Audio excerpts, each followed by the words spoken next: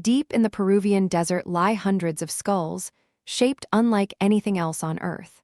Their heads stretch upward, far beyond any normal human shape, sparking a decades-long mystery.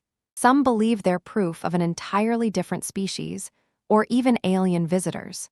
Others say the real answer is far more human, and just as fascinating. So what's the truth behind the Paracas skulls? Let's dig into the real evidence. This is a story about culture, ancient status, and how a myth goes viral. In 1928, Peruvian archaeologist Julio Tello made a discovery that would astonish the world. In the desert region of Paracas, he uncovered an enormous, elaborate ancient cemetery. Inside, he found more than 300 skulls, each one strangely, dramatically elongated. These remains belonged to the Paracas culture, thriving here roughly 2,000 to 3,000 years ago. The Paracas people were skilled weavers, farmers, and builders of a highly organized society. And within that society, one physical feature mattered more than almost anything else: head shape. An elongated skull wasn't an accident. It was a deliberate, permanent symbol of status. The more dramatic the shape, the higher the rank it was believed to represent. This wasn't unique to Peru. Cultures across the ancient world shaped heads for the very same reason. So how did the Paracas actually achieve this dramatic shape? The process began at birth. An infant's skull bones are still soft, flexible, and not yet fully fused together. Using wooden boards and tightly wrapped cloth, families gently bound the baby's head. This gentle, constant pressure guided the growing skull upward and backward over many months. It wasn't painful in the way people often assume, but it was permanent and irreversible. By adulthood, the result was a smooth, dramatically stretched skull, unlike any natural human shape. This technique is called artificial cranial deformation, and it's extremely well documented by science. It has been practiced by dozens of cultures across Africa, Asia, Europe, and the Americas. In every case, it served the same basic purpose: marking identity, beauty, or elite status. So where did the alien theory actually come from? It started with a very specific claim. In 2014, informal researchers claimed some Paracas skulls had cranial volume 25% larger than normal. They also claimed the skulls were up to 60% heavier than an ordinary human skull. Some claimed these skulls had only one parietal plate instead of the usual two. If true, these features couldn't be explained by simple head binding alone. A preliminary DNA test was then run on hair and bone samples from a few skulls. The researcher behind it claimed the DNA contained mutations unknown in any human, primate, or animal.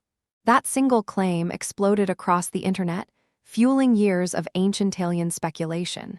But there was a serious problem. This test was never peer-reviewed by independent scientists.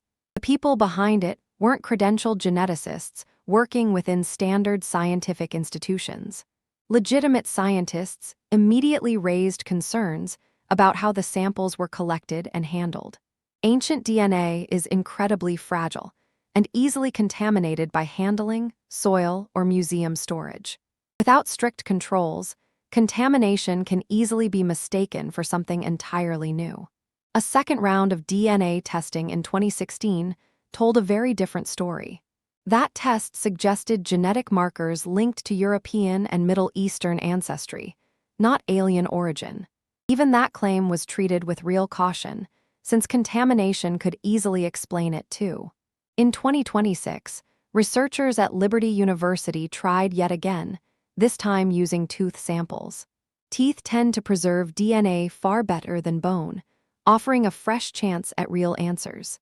The result: the DNA they recovered was simply too degraded to draw firm conclusions. Not proof of aliens, not proof against them, just the honest limits of ancient science. So what does solid, peer-reviewed evidence actually tell us about these skulls? Skeletal analysis shows the underlying bone structure is entirely consistent with Homo sapiens. The sutures, the joints where skull bones meet, fuse normally, just in a reshaped position. A larger-looking skull doesn't necessarily mean a larger brain, only a different overall shape. Stretching a skull upward can make it appear larger, without actually increasing brain volume. This is exactly the same technique documented in dozens of other ancient cultures worldwide. None of those other cultures are described as aliens, even with the very same practice. That consistency is exactly what real science looks for, patterns that repeat and make sense. The Paracas skulls fit that pattern perfectly, more than any competing theory ever has. So if it's not aliens, why does the mystery still feel so compelling? Because the real mystery was never really about extraterrestrial visitors at all. The real question is why an entire society chose this exact shape as their highest symbol. Why elongation, specifically, and not some other visible mark of status? Was it tied to religious belief, connection to ancestors, or a specific origin myth? These are the real questions archaeologists are still carefully trying to answer today. And that story of belief, identity, and permanent transformation is genuinely remarkable on its own. It doesn't need aliens to be one of archaeology's most fascinating true stories. Sometimes the true, human explanation is even more interesting than the myth built around it. There's another layer to this story worth paying attention to: how the myth itself spread. A single dramatic claim, made without peer review, traveled farther than years of careful research. That's not unique to Paracas. It happens across science, history, and medicine constantly.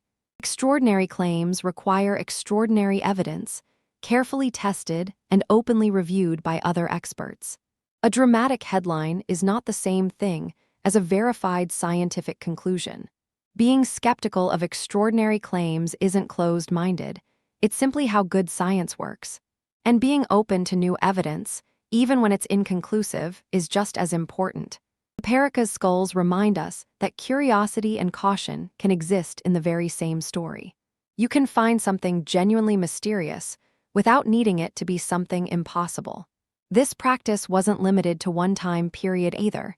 It spanned thousands of years. Ancient Egyptian royalty, including members of Akhenaten's family, may have practiced similar head shaping. Various groups across ancient Europe, including the Huns, also practiced cranial binding for centuries. Even in parts of France and Germany, infant head binding continued quietly into the early 20th century. So this wasn't some ancient anomaly. It was a widespread, well-understood human tradition.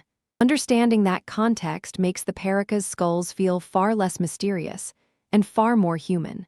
Still, skeptics point to the sheer scale of Paracas elongation as unusually extreme. That's a fair scientific question, and one researchers continue to study carefully today.